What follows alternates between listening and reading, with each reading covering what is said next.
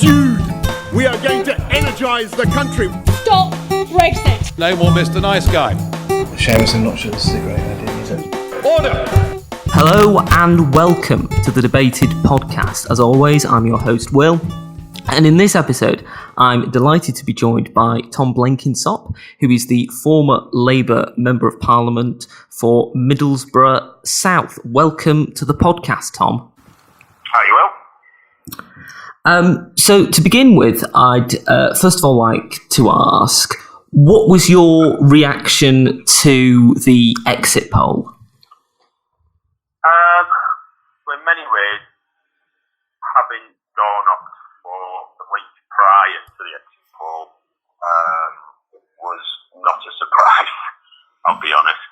I was mainly canvassing in places like Redcar, Darlington and Sedgefield. But as the weeks went on, I concentrated more on Sedgefield because it was quite apparent to me that the Teesside, Tees Valley national line that had existed prior had completely gone, and the Tories were now entering into the soft underbelly of long-term held Labour seats in Durham. So when I saw that result, I actually wasn't that surprised. In fact, I was more surprised in 2017 that I didn't see that exit poll then. It felt like 2017 deserved, you know what I mean? And it's something I and Labour MPs who are still in Parliament between 2017 and 2019 had long expected was going to be the case. What do you think was the main reason behind the result? Do you think it was the leadership Brexit, a combination of the two, or what? I think you've got to look at it in terms of a major and a minor. So in terms of the major influencer and the main issue that you'll get on any door, if you knocked on the door as a Labour canvasser, was Corbyn. That was the first thing that was raised, and it was the first thing on the minds of people who were traditionally Labour or were in like the undecided category that you usually try and contact us, bring over to you. And coming as a former MP for a marginal seat, knowing how important that undecided voter category is, it was quite clear that they had all moved away from Labour. The secondary issue to get past the hurdle of Corbyn, which is very rare, was Brexit. Having said that, we were knocking all doors in certain parts, particularly in Sedgefield, where we started knocking people who weren't Labour before, because we were actually picking up people who were Liberal or Tory prior, who were very worried about the Johnson's stance in relation to Brexit, and actually more pro-Remain. So there was actually a lot of churn going on in relation to Brexit Remain. But to be brutally honest, 9 out of 10 conversations began and ended on the issue of Corbyn. It was quite obvious. And I think it was quite obvious prior because it was the same conversations that we had in 2017, but in 2017, people were prepared to hold their nose and vote because the back history of Corbyn hadn't been unpacked quite yet by the likes of the Daily Mail and the Express, but also the Conservative Party. The more in-depth knowledge that people got into Corbyn's history in relation to Hamas and Hezbollah and IRA and a whole host of a myriad of other issues just made it toxic for any canvasser on the doorstep. I think that's something that a lot of people would agree with. Looking at the potential successors to Corbyn, what do you think of the leadership candidates as they stand? Is there a particular candidate that you think stands out as potential Labour leader material or potential prime ministerial material? What are your thoughts on the leadership candidates? Well, the candidates, there's 3 I would be happy with, and there's 2 I would have problems with for different reasons. And I'd probably sort of rank them in order of preference. So last, I think Rebecca Long-Bailey is a continuation of Corbynism.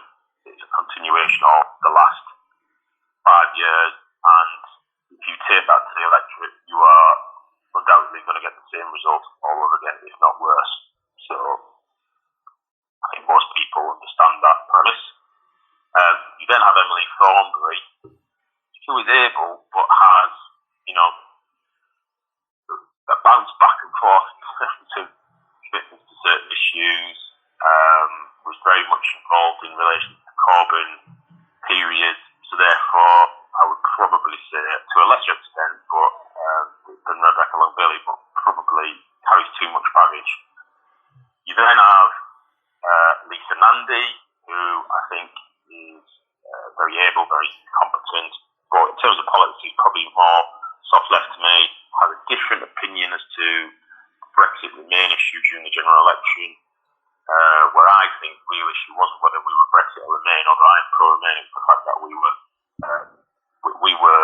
for Remainers seen as Brexit and for Brexiteers seen as Remainers, so we annoyed everybody. And then we have Jess, who probably in terms of politics is closer to me, and very, very able, much like Lisa, but I keep coming to the same conclusion in terms of how you have a bridge for all party members to assemble behind in order to bring the party together, but also to have someone who has the gravitas and ability seen by the average person on the street who isn't into politics and isn't a political geek like you or I. And that person I keep coming back to is Keir Starmer. And I think he has that ability and the potential to actually provide the opposition with leadership to hold the government to account, which we have sadly missed since December of 2015. Regarding Keir Starmer, do you think that it is perhaps worrying that whilst he was in the shadow cabinet, he was perhaps not as vocal on the issue of anti-Semitism as he could have been? Or do you think that that was just something that went with being a part of the shadow cabinet? What are your thoughts on that? Well, there's lots of different ways of looking at this, and there are lots of people moralising each other on this issue. First and foremost, I think the best thing that Keir has done, as have other candidates, by the way, is to say that anti-Semitism is unacceptable and those who've been guilty of it in all the different forms need to be dealt with, and in my view, expelled. Absolutely no hesitation. We don't even need to wait for the HRC report. It's quite crystal clear to people like me. In my position, I resigned as a whip as soon as Corbyn became leader, and I refused to be a candidate under his tenure as leader. So if you want to take a moral position, of which some of the people are accusing some of the leadership candidates of having, whether they were sitting MPs now or between 2017 and 2019, people like me could chuck moralistic positions back at them because if you really want to be 100% moral on it, you shouldn't have stood at all while he was leader, in my opinion, because I've made it very clear in previous articles and statements and in social media that I think Corbyn's tenure invited, encouraged that type of anti-Semitic behaviour to come on board because it came from fringes to the left, which were never part of the Labour movement. Be that as it may, in terms of Keir, I think the proof will be in the pudding once he becomes leader.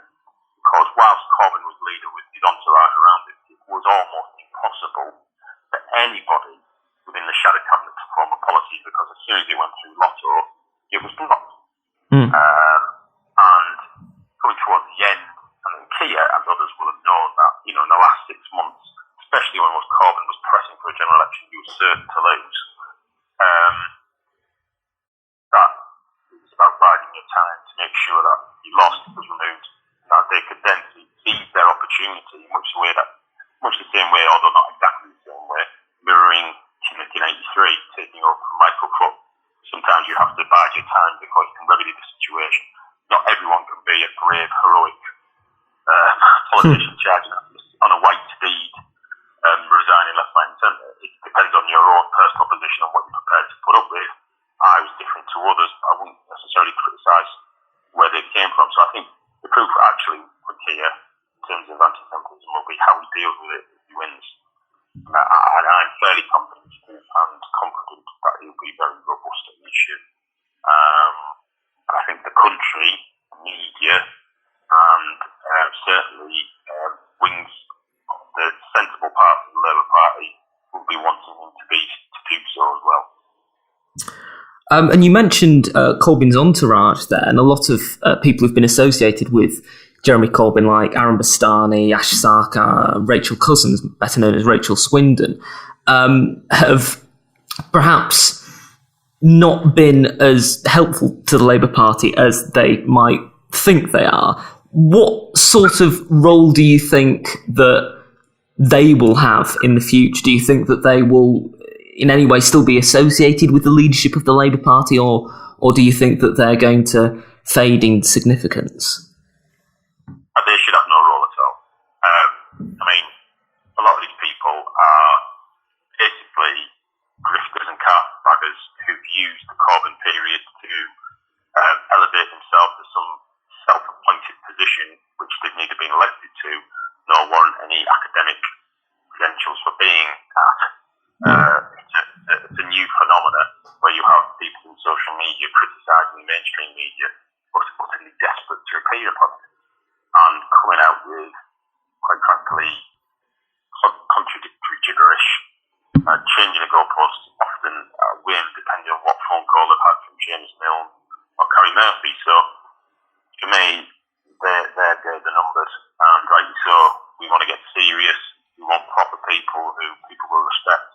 Most people on the street who aren't political geeks, like you say, won't know who these people are, but the people who are on Twitter are well-meaning, but have been caught up in the whole Corbyn phenomenon. They've been grifted by these people, and they think these people have no affiliation, no history, and are aware of no history of the Labour Party, are somehow pillars of the Labour Party. They're nothing but they are literally sandcastles which the waves of time will wash away very soon, and we can get back to normality. Do you think that groups that, again, have been associated with Corbyn, like Momentum, should be removed from the Labour Party? I always had the Momentum, and I was well documented as saying all this in articles. Again, I wrote on the subject, is that it was a group which was set up by John Lansman and owned solely by John Lansman, basically for Jeremy Corbyn's leadership campaign. That then changed its name from Jeremy Corbyn, the leader of the Labour Party, to Momentum overnight, and held all the data on individuals who were supporters who were not. So in many ways, it was approaching, if not, although I can't necessarily say this is the case, but approaching or bordering upon the same tactics as Cambridge Analytica, using the same data methods, owned by one person, the sole shareholder, yet masquerading as a democratic organisation. And there's no greater example of how authoritarian that organisation is when it recently put out its ballot to its members, giving its members the choice of one candidate and one candidate only to back, putting forward in the Labour leadership and Labour deputy leadership campaign. Had no prior history within the Labour Party, is not affiliated to the Labour Party, and then somehow springs up in Labour Party GCs and conferences, cabling motions. It's a very worrying trend, and it reflects a period which we haven't seen since the 80s when militants were proscribed. It espouses a lot of similar views to militant in some cases, and behaves very much like militant, and in my way should be prescribed like militant. Just going back to the election result for a moment. Of course, you didn't stand in this election or in 2017, but when you were a Member of Parliament, your seat was very much a rock-solid Labour seat, and it now has a Conservative MP, and it has since 2017. How do you feel about that? Well, I mean, I was involved. Middlesbrough South Cream has been my CLP since I was 16. I still live in the constituency. I took over the Labour candidacy when Ashok, who I knew very well because his agent, died in the March of 2010. And at 29, I was selected. And we had a long list of 200. It went down to a short list, 12, and then I won the selection for my home area seat. And we held it in 2010. And bearing in mind, I was in the same camp with Vera Bird when she lost Redcar in 2010. And she had a 12,000 majority. And it went to a 5,000 Liberal majority in 2010. And I held the marginal seats. So historically, Middlesbrough South and East Cleveland, Stockton South, in the Teesside area, were two seats that the party owned both seats to form the government, and lo and behold, the Tories own both now. But between 2010 and 2019, either Labour or Tories held one or the other, which kept the other out of majority government. So watching my seat, which I held in 2010 against the odds, increased the majority in 2015, again against the odds because we were losing in 2015, and then to see it lost in 2017, I wasn't surprised, but now to see it with an 11,500 Tory majority. Bearing in mind, 2 years ago, I bequeathed the party to Jeremy Corbyn, to Momentum locally, who had accepted my COP and wanted rid of me. I bequeathed them a seat with a 2,000 plus majority. It's now an 11,500 Tory majority in 2 years. What? Give you some sort of, that's like, Is that's it? basically like 18 years of Conservative government accelerated at such a rapid rate. It's like the 80s times, it's like the 80s in hyperdrive. Yeah. That's how, and that's not because the Tories have suddenly become electorally suitable. It's not whether they've become led by a dynamic, charismatic leader. I think Boris is charismatic, but I think his flaws are open and there for the taking. It is there, it is an 11,500 majority because the hard left insisted it knew better. Irrespective of all historical knowledge, all the data, all the experiences prior where they have failed miserably, they've managed to fail so miserably this time that it's worse than even their most miserable failures. And they like to bring out figures about Corbyn's supporting majority in 2017, total votes in 2017 and 2019. It's just sophistry. It is hokum. It is snake oil. If you have a seat which Labour only, the history of this seat in particular is Ashok, an Asian candidate who had the most racist campaign ran against him by the Tories in 1991 in a by-election when Richard Holt stood against, when Richard Holt died, and Ashok stood against Michael Baird. Ashok won that by-election in 1991. 6 months later, he lost it in 92, only just to Michael Baird, and then took it back again in 97. So this seat, as it existed, whether it was Langbar, Pryor, or Middlesbrough South and East Cleveland, was only gained under Kinnock and Blair. When the hard left had run the party, ran the show, and put on who they wanted, they have lost miserably. And they have no comeback to that.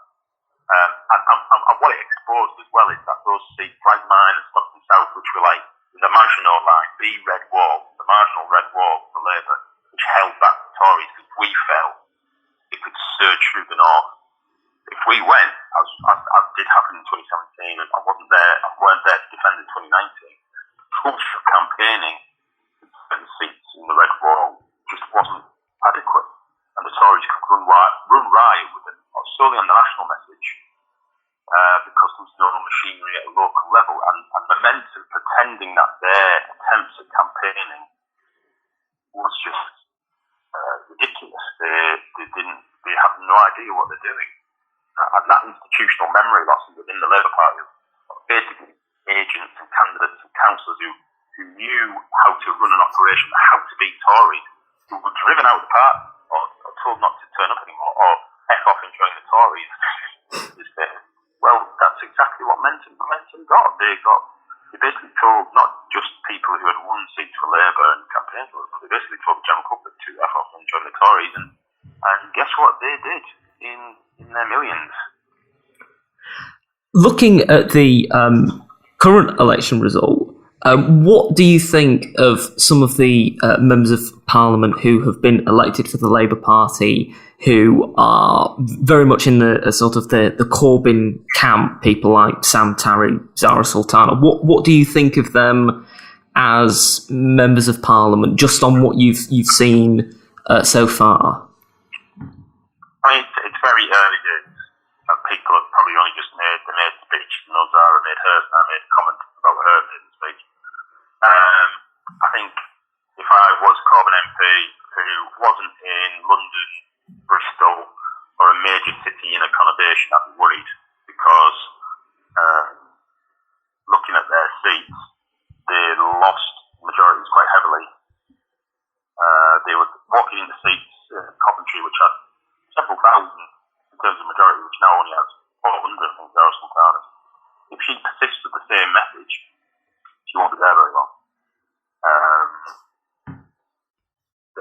They'll be in for a very rude awakening. I just think there's a real naivety, a combination of an arrogance of youth and naivety mixed with the arrogance of an ideological position, much the same way, which informs everything. And if you ignore all empirical evidence which is telling you there's a problem because you're just driven with an ideological view, and you're going to come a cropper. You really, really are. You've got to be fleet of foot as a politician and be able to react to things, but also use your judgment. Ultimately, people want MPs to go in there and use their judgment. You're paid a very good salary because of your judgment, not because of your adherence to a dogma. And if you have a situation where Rebecca Long-Bailey is the leader, that type of politics is allowed to continue proliferate with the Labour Party. It could drive the Labour Party to get, in terms of parliamentary representation, not seen since probably 1931. Just going on to when you were a Member of Parliament, you were a member of the Environment Select Committee and then the Energy and Climate Change Committee. What are your thoughts about current climate change and environment policy? Do you think it goes far enough? Does it not go far enough? What are your thoughts on it? Well, at the last Labour Party conference, myself and Ed Miliband had a debate on this issue for Labour students in relation to our takes on policy. What tends to happen in climate change debate is that legislation is proposed or mechanisms proposed for legislative reasons, which are then put down and then seen as levers which suddenly have magical powers to be applied to the economy and change things radically and quickly.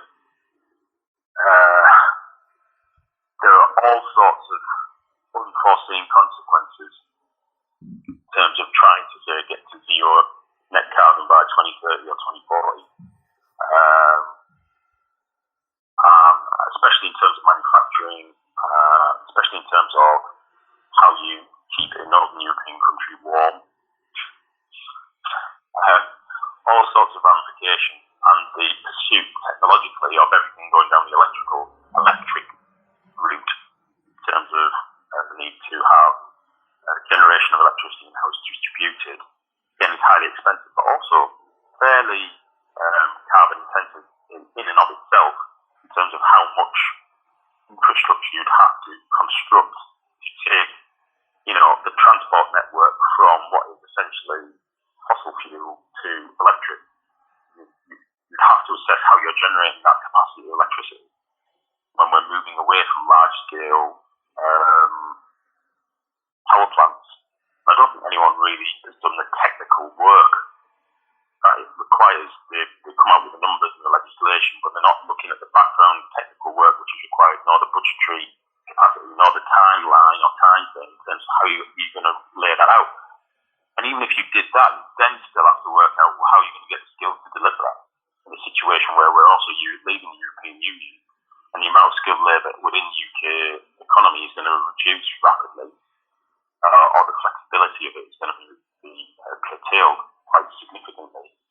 And we're not investing in the skills required to deliver that type of capacity issue.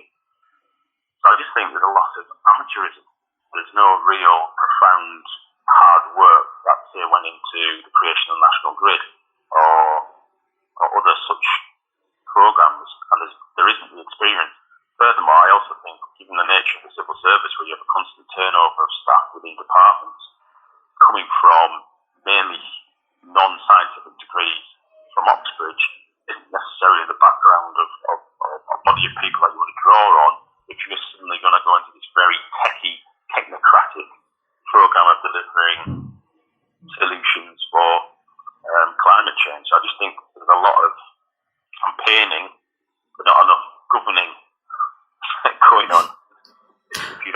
Yeah.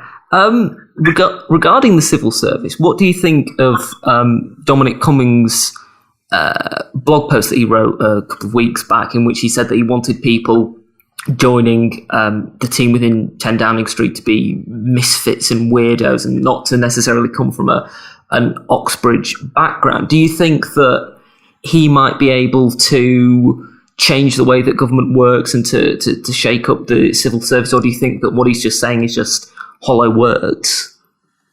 I have some sympathy with part of what, in terms of opening up the civil service, but he also remarked about how they were going to be treated, some of the criteria by which they'd be treated under the employment law.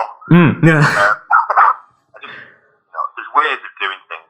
I think the fact that he himself is a weirdo doesn't necessarily lend itself to getting people in that might actually have practical solutions. I mean, in terms of opening up the Whitehall to technocratic solutions, that has always been an issue, especially coming from my background in terms of the former APPG chair and Steele, trying to pin civil servants down to get a consistency of approach to the issue was quite difficult. After we got there more recently, but it was a bane of our life. You deal with one civil servant, and then 2 years later they'd be moved to another department. And you have to start right from the very beginning to explain the situation, rather than people turning up to the job with the same prevailing narratives, which is that the steel industry basket case. He's trying to explain to people or re-explain to people from the beginning how we got to where we are now and what we need to do to move on. And that was highly frustrating to a certain extent. So what would probably be better is more technocratic skills, also more stability in positions where people can stay longer and gain a greater depth of expertise in a department, perhaps. But I know the civil service has its own ways, and that you can't stop people from moving on to other, career progression in other departments. But it is highly frustrating. Just moving back to the Labour Party for a moment, there's been a certain amount of dismay at Paul Mason, who has made certain remarks about abortion law in relation to Rebecca Long Bailey, and remark that seemed to be anti-Catholic in its nature. Do you think that this is something that is going to be a problem throughout the leadership campaign, people making remarks and comments that are perhaps not fully all right or negative in their nature? Look, I mean, I'm a Roman Catholic, but I believe in the right of women to choose. I voted as such in Parliament when required to. In terms of Rebecca Long Bailey, the point is scrutiny is going to be poured onto candidates on every issue. If you're proposing to be the leader of the Labour Party, and therefore also proposing to be the Prime Minister of the country, you're going to get scrutinised nth degree. So those individuals need to get used to that now, because it's just going to continue and it isn't going to go away. Whether that's being used by Paul Mason, I don't know what he said, but he's used that to attack her or promote her, I don't know. To be honest, I don't really pay much attention to what Paul Mason says on most things. What I would probably say is that if you are going to come out with comments, whether you think they're quietly in a letter to a diocese, whether you're Roman Catholic or Church of England or whatever, I think that isn't going to get into the public domain in a wider role as an MP pursuing higher station within the party, then you're kidding yourself. And Rebecca Long Bailey or her defenders can't say that her position on X is Y when it's clearly X. And if she is written, as I believe she has, saying she has misgivings about current legislation and that should be curtailed, which I believe she has, then you can't complain that the words that she has used have been used back. And if people have a problem with that, well, that's the Rebecca Long Bailey camp to deal with. The comment he made was that he didn't want abortion legislation to be controlled from the Vatican, so quite anti-Catholic in its nature. Paul's famous for making friends.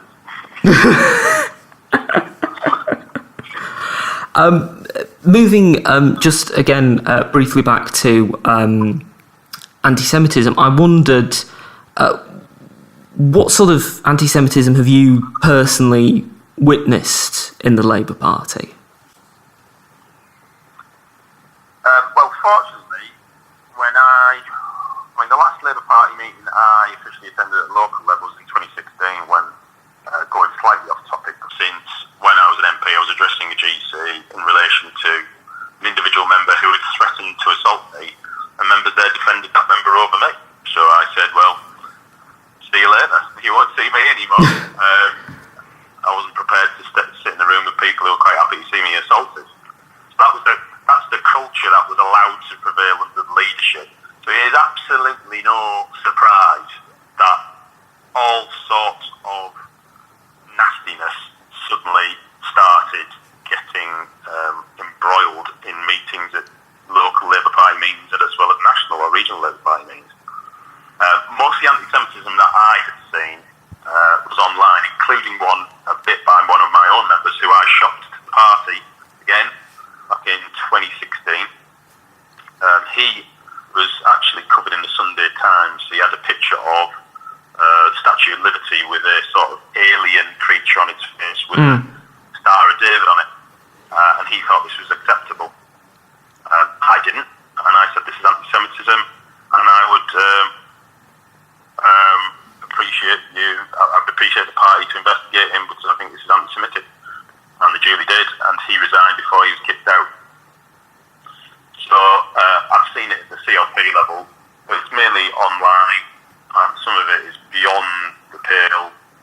It's been allowed to go on and on and on, and obviously with the Sunday Times revelations in terms of the party basically protecting these people to such an extent that where they were issuing death threats against my former colleagues, the party weren't even warning parliamentary colleagues that they were having death threats issued against them by these people. You know, it's bad. And I think the HRC report is going to be very damning. I think the whistleblowers, the party members of staff who are trying to get this dealt with, whilst being frustrated by the likes of Jenny Formby, Karen Murphy, Seamus Mills, to name but a few names, Thomas Gardner, for example, they will be vindicated, I think, because this isn't going to go away.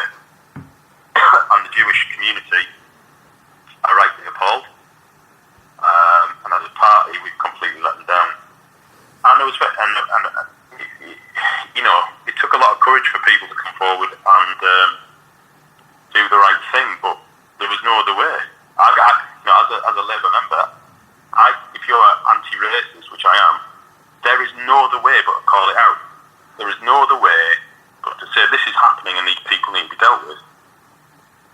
Every other excuse or reason given, which isn't they have to be dealt with, i.e. expelled and given to the police, is just not acceptable. It's as simple as that, really. It's not a complicated issue for me.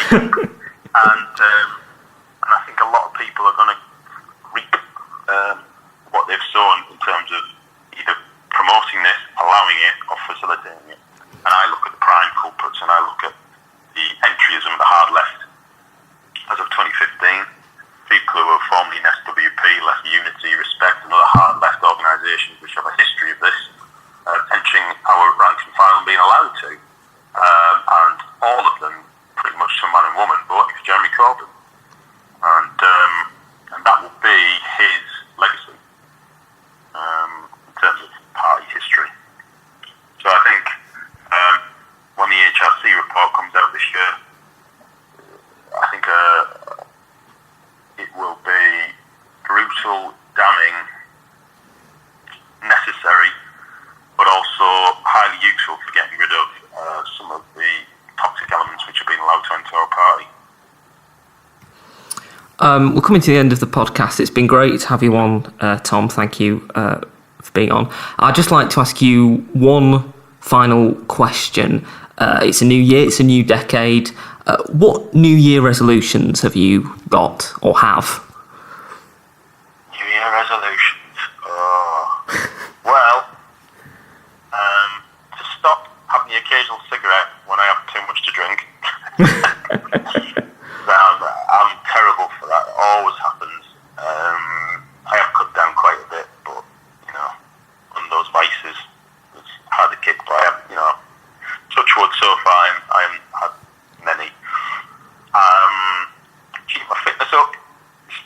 injury, and that's about it, really. Maybe sort of health-centred ones. Probably to be more centred in and around my family a bit more. The last decade has been fairly eventful in terms of politics and things that I hadn't anticipated happening in my personal career. But yeah, I think maybe trying to mellow out, but I wouldn't be Tom Blenkinsop I wouldn't be me unless I was that sort of fairly cut and dry, vociferous type of person. So, but yeah, I'll try and mellow a bit.